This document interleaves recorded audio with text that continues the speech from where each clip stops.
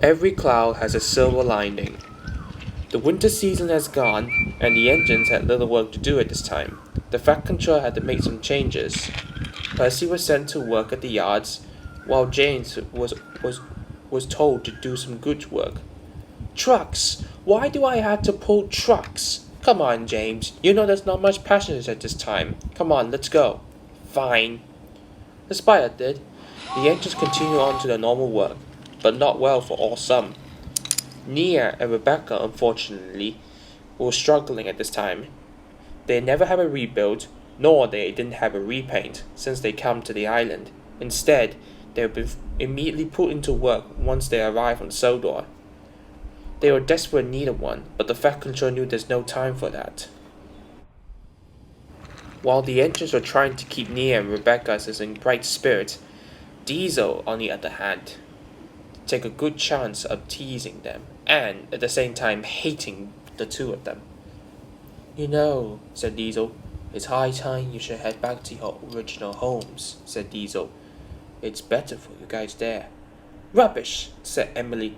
They're part of our family. Show some respect, Diesel. All I'm saying is that they won't be here for a long time. They won't be here forever. They had to be sent back. Alright, Diesel. Stop messing around here. It's time for you to go and do some work. Fine. Take no notice of Diesel. Well, actually, Edward, it's actually true. Really? Yeah. Nia and Rebecca are desperate need an overhaul and repaint. I'm sure one day will come. Gordon and James were chatting to each other about Nia and Rebecca's condition. Gordon led Rebecca to take the express for the day. Oh, that's really kind, said Emily. Yeah, I just want to see that if Rebecca is capable of pulling the express despite her condition. Are you sure about it? We'll just have to wait. We'll just watch and see. The three engines watched as Nia shunted the express coaches and Rebecca backing down onto them. Good luck on the express run, Rebecca, said Nia. I hope you're in good working order for this one. Thanks, Nia. Same as you. And with that, Rebecca puffed out of the station. Let's just hope it gone well, said James. So what are you going to do then, Gordon? I'm going to have to pull some goods trains for a change. And I had to get back to it too.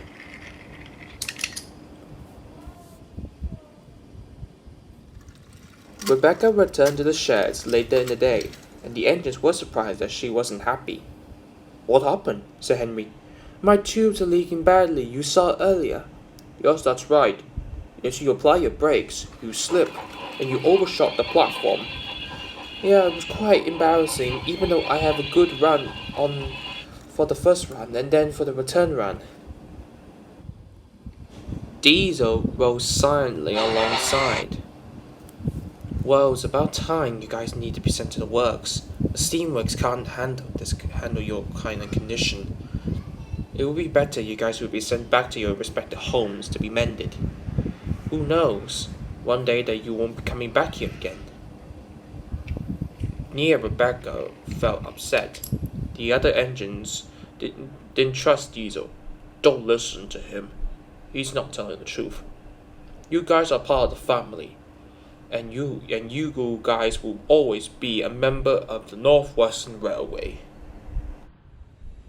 The engines had a good sleep after that.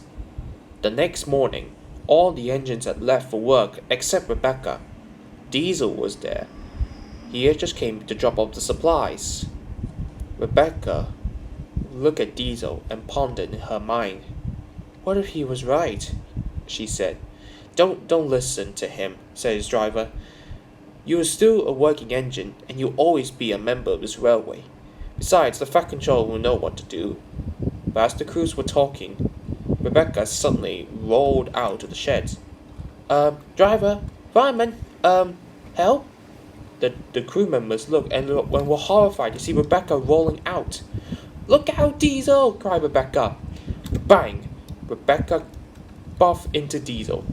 Diesel was being dragged along because he had his brakes on. Fortunately, they was able to slow down Rebecca. The crews were able to run towards Rebecca, climb into the cab, and screw the brakes hard on. "Phew," said the driver. But it was not good signs, as Rebecca's wheels were worn out. "Oh dear. I guess the Fat Control really had to make that decision quickly," said the fireman. "I agree," said the driver. Diesel shunted Rebecca into the sheds, and then he went off. Rebecca was all alone in the sheds for the rest of the day. That evening, the Fat Controller came to the sheds. The engines were happy to see him. "Now, I understand about Nia and Rebecca's condition, so I'm pleased to say they will be given a repaint and an overhaul." The engines were very happy. "It's about time Nia and Rebecca deserve it." "But," the Fat Controller said, "they won't be living here anymore, as I realized that it would be much more suitable to send both of them back to their respective original homes." The engines' faces went down.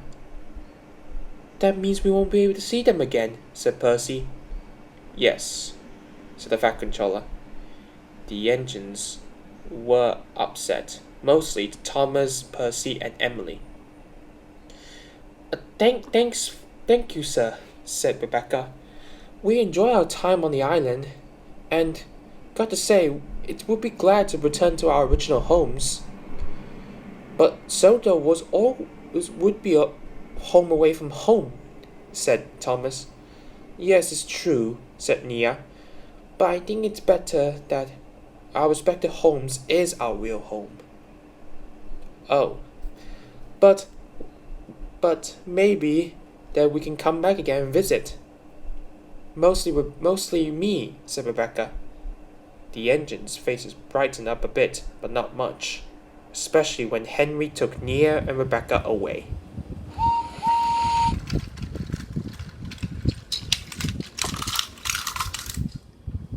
Afterwards, the engines left to start their jobs. Thomas is the only one left in the sheds. He thought to himself, "If Nia and Rebecca are gone, who is going to be their replacements?" He thought for a while, until he could hear a familiar whistle. Puffing into the sheds was a large black tender engine. Thomas recognized him. "Hero! Welcome back! What are you doing here?" "Hello, Thomas, my friend. My old railway doesn't need me anymore." "Really?" "Yes. It's about time that I should be sold to somewhere else. The Fat Controller heard about it and bought me. And now I became a permanent member of this railway."